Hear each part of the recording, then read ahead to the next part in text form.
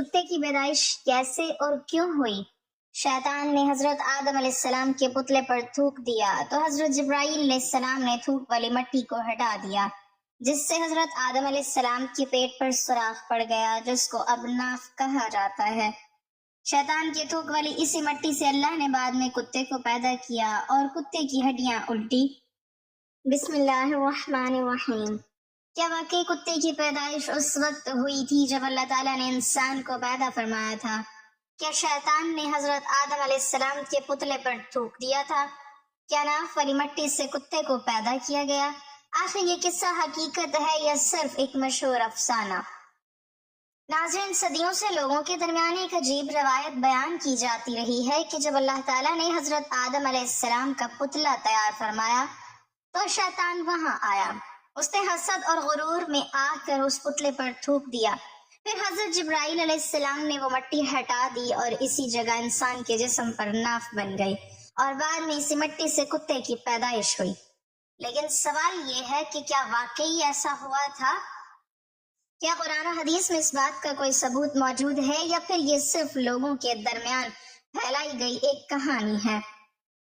آج کی اس ویڈیو میں ہم اسی راز سے پردہ اٹھائیں گے۔ ہم جانیں گے انسان کی تخلیق کا اصل واقعہ، شیطان کی دشمنی کی حقیقت، کتے کی پیدائش سے متعلق مشہور قصے کی اصلیت، اور آخر میں ہم سائنسی نقطہ نظر سے بھی یہ سمجھیں گے کہ دنیا میں کتوں کی نسل کیسے وجود میں آئی۔ مگر اس حیران کن سفر کو شروع کرنے سے پہلے ذرا تصور کریں اس لمحے کا جب زمین بالکل سنسان تھی، نہ انسان تھا، نہ بستیاں تھیں، نہ شور تھا، نہ زندگی کی چہل پہل، صرف اللہ تعالیٰ کی عظیم قدرت تھی۔ فرشتے تھے، آسمان تھے اور ایک ایسا فیصلہ ہونے والا تھا جو پوری دنیا کی تقدیر بدلنے والا تھا۔ اللہ تعالیٰ نے فرشتوں سے فرمایا کہ میں زمین میں ایک خلیفہ بنانے والا ہوں۔ فرشتے حیران ہوئے، انہوں نے عرض کیا، اے اللہ، کیا تو ایسی مخلوق پیدا کرے گا جو زمین میں فساد کرے گی اور خون بہائے گی، جبکہ ہم تیری حمد اور پاکی بیان کرتے ہیں۔ اللہ تعالیٰ نے فرمایا، بے شک میں وہ جانتا ہوں جو تم نہیں جانتے۔ پھر وہ لمحہ آیا جب اللہ تعالیٰ نے مٹی سے انسان کی تخلیق کا آغاز فرمایا۔ مختلف روایات میں آتا ہے کہ زمین کے مختلف حصوں سے مٹی لی گئی، کہیں کی نرم، کہیں کی سخت، کہیں کی سفید، کہیں کی سیاہ، اسی لیے انسانوں کے رنگ، مزاج اور طبیعتیں مختلف ہیں۔ پھر اس مٹی کو گوندا گیا، اس کی شکل بنائی گئی اور ایک ایسا پتلا تیار ہوا جسے دیکھ کر فرشتے حیران تھے، لیکن ادھر ایک اور مخلوق بھی تھی جو اس منظر کو دیکھ رہی تھی۔ وہ تھا ابلیس۔ وہ جنات میں سے تھا مگر اپنی عبادت کی وجہ سے فرشتوں کے ساتھ رہتا تھا۔ اس نے جب حضرت آدم علیہ السلام کے وجود کو دیکھا تو اس کے دل میں حسد کی آگ بھڑک اٹھی۔ وہ سوچنے لگا کہ یہ نئی مخلوق آخر ایسی کیا ہے جسے اتنی اہمیت دی جا رہی ہے۔ بعض روایات میں آتا ہے کہ ابلیس حضرت آدم علیہ السلام کے پتلے کے پاس آتا، اس کے گرد گھومتا، کبھی اندر جھانکتا، کبھی حیرت سے دیکھتا اور دل ہی دل میں تکبر کرتا۔ پھر جب اللہ تعالیٰ نے حضرت آدم علیہ السلام میں روح پھونکی تو انسانی زندگی کا آغاز ہوا۔ روایتوں میں آتا ہے کہ جیسے جیسے روح جسم میں داخل ہوتی گئی ویسے ویسے جسم زندہ ہوتا گیا۔ حضرت آدم علیہ السلام نے آنکھیں کھولی، فرشتے موجود تھے، آسمان خاموش تھا اور کائنات ایک نئی مخلوق کی آمد کا مشاہدہ کر رہی تھی۔ پھر اللہ تعالیٰ نے فرشتوں کو حکم دیا کہ آدم کو سجدہ کرو۔ تمام فرشتے فوراً سجدے میں گر گئے مگر ابلیس نے انکار کر دیا۔ اس نے کہا، میں اس سے بہتر ہوں، مجھے آگ سے پیدا کیا گیا ہے اور اسے مٹی سے۔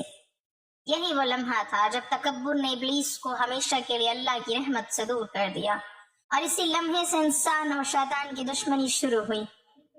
لیکن ناظرین، یہاں سے وہ کہانی شروع ہوتی ہے جو صدیوں سے لوگوں کے درمیان مشہور ہے۔ لوگ کہتے ہیں کہ شیطان نے حضرت آدم علیہ السلام کے پتلے پر تھوک دیا تھا، کچھ کہتے ہیں اس نے ناف والی جگہ پر تھوکا، کہتے ہیں اس مٹی کو الگ کر دیا گیا اور پھر بعد میں اس سے کتا بنایا گیا۔ یہ قصہ اتنا مشہور ہو چکا ہے کہ بہت سے لوگ اسے حقیقت سمجھنے لگے ہیں، حالانکہ اکثر لوگ یہ نہیں جانتے کہ اس روایت کی اصل کیا ہے۔ کیا یہ واقعی کسی صحیح حدیث میں موجود ہے؟ کیا کسی معتبر اسلامی کتاب میں اس کا ذکر ملتا ہے؟ یا یہ صرف ایک عوامی کہانی ہے جو وقت کے ساتھ ساتھ لوگوں میں پھیلتی گئی؟ یہی وہ سوال ہے جس کا جواب ہم اس پوری ویڈیو میں تلاش کریں گے، اور آگے آپ جانیں گے کہ آخر شیطان انسان سے اتنی نفرت کیوں کرتا تھا، انسان کی تخلیق کا اصل مقصد کیا تھا، اور وہ مشہور روایت جسے لوگ حقیقت سمجھتے ہیں آخر اس کی بنیاد کیا ہے۔ ناظرین، جب حضرت آدم علیہ السلام کی تخلیق مکمل ہوئی اور اللہ تعالیٰ نے فرشتوں کو سجدے کا حکم دیا تو پوری کائنات نے اطاعت کا ایک عظیم منظر دیکھا۔ تمام فرشتے فوراً سجدے میں گر گئے، مگر ابلیس اپنے غرور میں کھڑا رہا۔ اس کے دل میں حسد اس قدر بھر چکا تھا کہ وہ اللہ کے حکم کے سامنے بھی جھکنے کے لیے تیار نہ ہوا۔ اس نے اپنی برتری ثابت کرنے کی کوشش کی اور کہا کہ میں آگ سے پیدا کیا گیا ہوں جبکہ آدم مٹی سے بنائے گئے ہیں۔ گویا اس نے یہ سمجھ لیا کہ آگ مٹی سے بہتر ہے، حالانکہ اصل عظمت مادے میں نہیں بلکہ اللہ کے حکم کی اطاعت میں ہوتی ہے۔ یہی وہ پہلا تکبر تھا جس نے ابلیس کو ہمیشہ کے لیے ذلیل کر دیا۔ پھر اللہ تعالیٰ نے اسے اپنی رحمت سے دور کر دیا، مگر جاتے جاتے اس نے ایک خطرناک اعلان کیا۔ اس نے کہا کہ اے اللہ، مجھے قیامت تک مہلت دے، میں انسانوں کو گمراہ کروں گا، میں ان کے دلوں میں وسوسے ڈالوں گا، میں انہیں سیدھے راستے سے ہٹانے کی کوشش کروں گا، اور تب سے لے کر آج تک شیطان انسان کا کھلا دشمن ہے۔ وہ انسان کو جھوٹ، فریب، حسد، غرور اور گناہوں کی طرف لے جانے کی کوشش کرتا ہے۔ مگر اسی دوران لوگوں میں ایک عجیب قصہ بھی مشہور ہو گیا۔ کچھ لوگ کہتے ہیں کہ شیطان نے حضرت آدم علیہ السلام کے پتلے کو ہاتھ لگایا، کچھ کہتے ہیں اس نے تھوکا، کچھ کہتے ہیں اس نے ناک والی جگہ کو خراب کیا اور پھر اس مٹی سے کتے کی پیدائش ہوئی۔ ناظرین، اگر غور کیا جائے تو یہ قصہ سننے میں بہت حیران کن لگتا ہے، اسی لیے لوگ اسے دلچسپی سے سنتے اور آگے بیان کرتے رہے۔ لیکن دین صرف دلچسپ کہانیوں کا نام نہیں۔ اسلام میں ہر بات کے لیے ثبوت ضروری ہوتا ہے۔ اگر کوئی بات قرآن یا صحیح حدیث سے ثابت نہ ہو تو اسے یقین کے ساتھ بیان کرنا درست نہیں ہوتا۔ یہی وجہ ہے کہ بڑے بڑے علماء نے اس روایت کو غیر مستند اور من گھڑت قرار دیا ہے۔ نہ قرآن میں کہیں یہ ذکر ملتا ہے کہ شیطان نے حضرت آدم علیہ السلام کے پتلے پر تھوکا تھا، نہ کسی صحیح حدیث میں یہ موجود ہے کہ نہ اس وجہ سے بنی، اور نہ ہی یہ ثابت ہے کہ کتا اس مٹی سے پیدا کیا گیا۔ بلکہ حقیقت یہ ہے کہ بہت سی باتیں وقت گزرنے کے ساتھ عوامی قصوں کا حصہ بن جاتی ہیں۔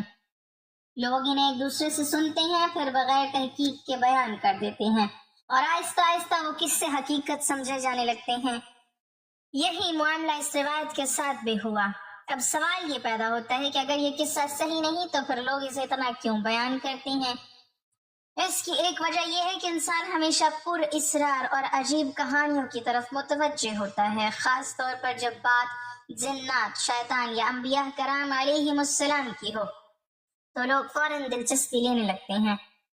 دوسری وجہ یہ ہے کہ ماضی میں بہت سی اسرائیلی روایات اور غیر مستند قصے مسلمانوں کے درمیان پھیل گئے تھے، جن میں کچھ سچ ہوتے تھے اور کچھ بالکل بے بنیاد، لیکن عوام نے بغیر تحقیق کے انہیں بیان کرنا شروع کر دیا۔ اسی لیے علماء ہمیشہ نصیحت کرتے ہیں کہ دین کی بات صرف معتبر ذرائع سے لی جائے، کیونکہ انبیاء کرام علیہم السلام کے بارے میں غلط یا چھوٹی بات بیان کرنا بہت بڑا معاملہ ہے۔ اب یہاں ایک اور اہم سوال پیدا ہوتا ہے کہ پھر اسلام میں کتے کا مقام کیا ہے؟ کیا کتا واقعی کوئی منحوس یا نفرت انگیز مخلوق ہے؟ ناظرین، حقیقت اس کے برعکس ہے۔ اسلام میں کتا بھی اللہ تعالیٰ کی ایک مخلوق ہے۔ بعض حالات میں کتا رکھنے کی اجازت بھی دی گئی ہے، مثال کے طور پر شکار کے لیے تربیت یافتہ کتوں کا ذکر قرآن میں موجود ہے۔ اسی طرح کھیتوں، مویشیوں اور گھروں کی حفاظت کے لیے بھی کتا رکھا جا سکتا ہے۔ اور سب سے حیران کن بات یہ ہے کہ قرآن مجید میں اصحاب کہف کے ساتھ ایک کتے کا ذکر بھی موجود ہے جو غار کے دروازے پر بیٹھا رہتا تھا۔ سوچے اگر کتا کوئی نفرت انگیز یا شیطانی مخلوق ہوتا تو قرآن اس کا ذکر اس انداز میں کیوں کرتا؟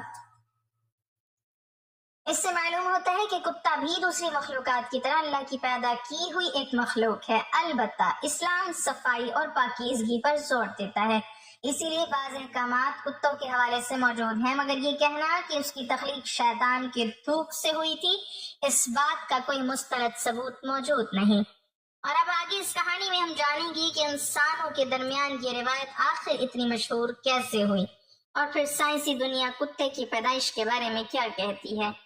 کیا واقعی ہزاروں سال پہلے بھیڑیے آہستہ آہستہ بدل کر آج کے کتے بن گئے تھے؟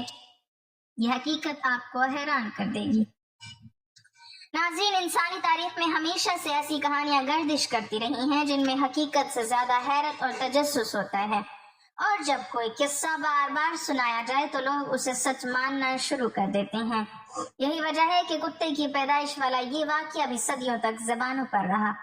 کچھ لوگ اسے پوری یقین کے ساتھ بیان کرتے ہیں، کچھ ڈراؤنے انداز میں سناتے ہیں، اور کچھ اسے مذہبی حقیقت سمجھ بیٹھتے ہیں۔ حالانکہ جب علماء نے اس روایت کی تحقیق کی تو معلوم ہوا کہ اس کی کوئی مضبوط بنیاد موجود نہیں، نہ یہ کسی صحیح حدیث سے ثابت ہے، نہ کسی معتبر اسلامی روایت سے، لیکن اس کے باوجود یہ قصہ عوامی ذہنوں میں جگہ بنا گیا۔ اب سوال یہ ہے کہ آخر ایسا کیوں ہوتا ہے؟ ناظرین، اس کی ایک بڑی وجہ یہ ہے کہ انسان فطری طور پر پوری اسرار چیزوں کی طرف کھینچتا ہے۔ جب کسی قصے میں شیطان، جنات، انبیاء کرام علیہم السلام یا کسی عجیب مخلوق کا ذکر ہو تو لوگ فوراً اس میں دلچسپی لینے لگتے ہیں۔ پھر اگر وہ قصہ نسل در نسل سنایا جاتا رہے تو آہستہ آہستہ وہ روایت حقیقت جیسی محسوس ہونے لگتی ہے۔ یہی وجہ ہے کہ دین میں تحقیق کو بہت اہمیت دی گئی ہے۔ اسلام یہ تعلیم دیتا ہے کہ ہر سنی سنائی بات پر یقین نہ کیا جائے، بلکہ اس کی حقیقت معلوم کی جائے، کیونکہ بعض اوقات ایک چھوٹی بات اتنی مشہور ہو جاتی ہے کہ لوگ اسے سچ سمجھنے لگتے ہیں، اور یہی معاملہ اس قصے کے ساتھ بھی ہوا۔ اب ذرا تصور کریں اس وقت کا جب دنیا میں انسانوں کی آبادی بڑھ رہی تھی، لوگ جانوروں کو پالنا شروع کر رہے تھے، جنگلوں میں شکار کیا جاتا تھا، راتوں کو حفاظت کی ضرورت پڑتی تھی۔ تب انسان نے دیکھا کہ کچھ جانور ایسے ہیں جو وفادار بھی ہیں، چوکنے بھی ہیں اور حفاظت بھی کر سکتے ہیں۔ انہی جانوروں میں کتا سب سے نمایاں تھا۔ وہ انسان کے ساتھ رہنے لگا، گھروں کی حفاظت کرنے لگا، شکار میں مدد دینے لگا، اور آہستہ آہستہ انسانی زندگی کا حصہ بنتا چلا گیا۔ یہی وجہ ہے کہ دنیا کی تقریباً ہر تہذیب میں کتے کا ذکر ملتا ہے۔ کہیں اسے وفاداری کی علامت سمجھا گیا، کہیں محافظ مانا گیا، اور کہیں صرف ایک عام جانور۔ لیکن دلچسپ بات یہ ہے کہ سائنس بھی آج کتے کی تاریخ پر تحقیق کرتی ہے۔ ماہرین آثار قدیمہ اور حیاتیات کے مطابق ہزاروں سال پہلے جنگلی بھیڑیوں کی کچھ اقسام انسانوں کے قریب آنا شروع ہوئیں۔ شروع میں وہ کھانے کی تلاش میں انسانی آبادیوں کے ارد گرد پھرتی تھیں، پھر آہستہ آہستہ اس میں نرم مزاج اور کم خطرناک بھیڑیے انسانوں کے ساتھ رہنے لگے۔ انسانوں نے بھی انہیں فائدہ مند پایا کیونکہ وہ خطرے کی اطلاع دیتے تھے، شکار میں مدد کرتے تھے، حفاظت کرتے تھے۔ پھر وقت کے ساتھ ساتھ نسل در نسل ان کی عادات بدلتی گئیں، ان کی شکلیں بدلنے لگیں، مزاج نرم ہوتے گئے، اور ایک لمبے عرصے کے بعد وہ جانور جنہیں آج ہم کتا کہتے ہیں وجود میں آئے۔ یعنی سائنسی لحاظ سے دیکھا جائے تو جدید کتے قدیم بھیڑیوں کی نسل سے تعلق رکھتے ہیں، مگر یہ تبدیلی اچانک نہیں ہوئی تھی بلکہ ہزاروں سال کے طویل عمل کے بعد ہوئی۔ ناظرین، یہاں ایک بات سمجھنا بہت ضروری ہے کہ سائنسی تحقیق ایک الگ میدان ہے اور دینی عقیدہ ایک الگ۔ اسلام میں صرف اتنا بتاتا ہے کہ ہر مخلوق کو اللہ تعالیٰ نے پیدا فرمایا، جبکہ سائنس یہ سمجھنے کی کوشش کرتی ہے کہ مخلوقات وقت کے ساتھ کس طرح بدلتی اور پھیلتی رہیں۔ اس لیے جب ہم کتے کی پیدائش کے بارے میں سنتے ہیں تو ہمیں یہ بات ذہن میں رکھنی چاہیے کہ دین میں وہی بات یقینی مانی جاتی ہے جس کا ثبوت قرآن اور صحیح حدیث سے ملے۔ باقی قصے کہانیاں صرف روایتیں ہو سکتی ہیں، حقیقت نہیں۔ اور شاید یہی وجہ ہے کہ بہت سے علماء لوگوں کو نصیحت کرتے ہیں کہ وہ اس قسم کے غیر مستند قصے بیان کرنے سے بچیں، کیونکہ جب جھوٹی یا بے بنیاد باتیں دین کے ساتھ جوڑ دی جاتی ہیں تو وہ آہستہ آہستہ لوگ اصل تعلیمات سے دور ہونے لگتے ہیں۔ اب سوال یہ ہے کہ اگر یہ سب حقیقت نہیں تو پھر ہمیں اس قصے سے کیا سبق ملتا ہے؟ کیا شیطان واقعی انسان کا دشمن ہے؟ کیا انسان کو ہر سنی سنائی بات پر یقین کر لینا چاہیے؟ اور آخر وہ کون سی حقیقت ہے جو ہمیں اس پوری کہانی کے پیچھے سمجھنی چاہیے؟ ناظرین، اب وقت آ گیا ہے کہ اس پوری کہانی کی حقیقت کو واضح کر دیا جائے۔ شروع سے لے کر اب تک ہم نے اس مشہور روایت کا ذکر کیا جسے بہت سے لوگ حقیقت سمجھتے تھے، یعنی یہ کہ شیطان نے حضرت آدم علیہ السلام کے پتلے پر تھوکا، ناف والی مٹی الگ کی گئی اور پھر اس مٹی سے کتے کی پیدائش ہوئی۔ یہ قصہ سننے میں جتنا حیران کن لگتا ہے حقیقت میں اتنا ہی غیر مستند ہے، کیونکہ نہ قرآن میں اس کا ذکر موجود ہے، نہ کسی صحیح حدیث میں، اور نہ ہی بڑے معتبر علماء نے اسے صحیح قرار دیا ہے۔ بلکہ حقیقت یہی ہے کہ یہ ایک عوامی روایت اور من گھڑت قصہ ہے جو وقت کے ساتھ لوگوں کے درمیان پھیلتا چلا گیا، اور چونکہ اس میں تجسس، شیطان اور انسان کی تخلیق جیسی باتیں شامل تھیں، اس لیے لوگ اسے دلچسپی سے سنتے اور آگے بیان کرتے رہے۔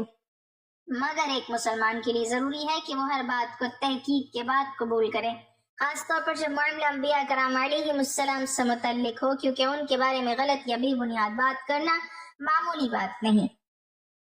ناظرین، اس پوری کہانی سے سب سے بڑا سبق یہ ملتا ہے کہ شیطان واقعی انسان کا کھلا دشمن ہے، مگر اس کی اصل طاقت انسان کو وسوسوں، جھوٹ اور دھوکے میں ڈالنا ہے۔ وہ چاہتا ہے کہ انسان حقیقت سے دور ہو جائے، بغیر تحقیق کے باتیں مان لے اور افواہوں میں الجھ جائے۔ اس لیے اسلام ہمیں علم، تحقیق اور سچائی کی تعلیم دیتا ہے۔ اب اگر کتے کی حقیقت کی بات کریں تو اسلام میں کتا بھی اللہ تعالیٰ کی ایک مخلوق ہے، نہ وہ شیطان کی اولاد ہے، نہ کسی لعنتی مٹی سے بنایا گیا جانور، بلکہ دوسرے جانوروں کی طرح اللہ تعالیٰ کی تخلیق ہے۔ بعض صورتوں میں اس سے فائدہ اٹھانے کی اجازت بھی دی گئی ہے، جس سے شکار، حفاظت اور نگرانی، اور یہی وجہ ہے کہ قرآن مجید میں اصحاب کہف کے کتے کا ذکر بھی احترام کے ساتھ موجود ہے۔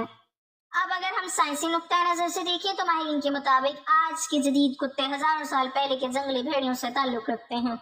تحقیق یہ بتاتی ہے کہ قدیم زمانے میں کچھ بھیڑیے انسانی آبادیوں کے قریب رہنے لگے تھے۔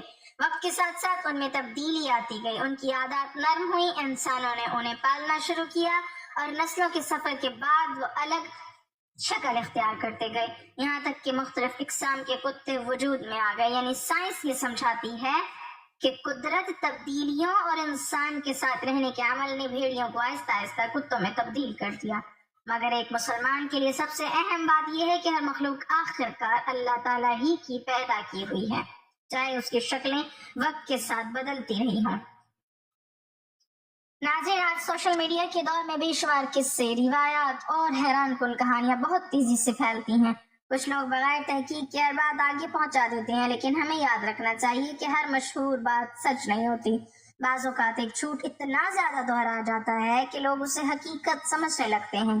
اس لیے دین میں تحقیق، علم اور سچائی کی بہت اہمیت ہے، اور شاید یہی اس پوری کہانی کا اصل سبق بھی ہے کہ انسان کو ہر بات کو عقل، علم اور دین کی روشنی میں پرکھنا چاہیے۔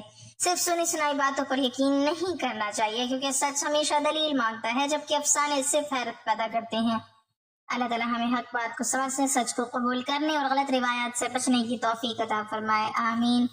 ناظرین، کمنٹ باکس میں اللہ تعالیٰ کے 99 ناموں میں سے ایک نام ضرور ٹائپ کریں۔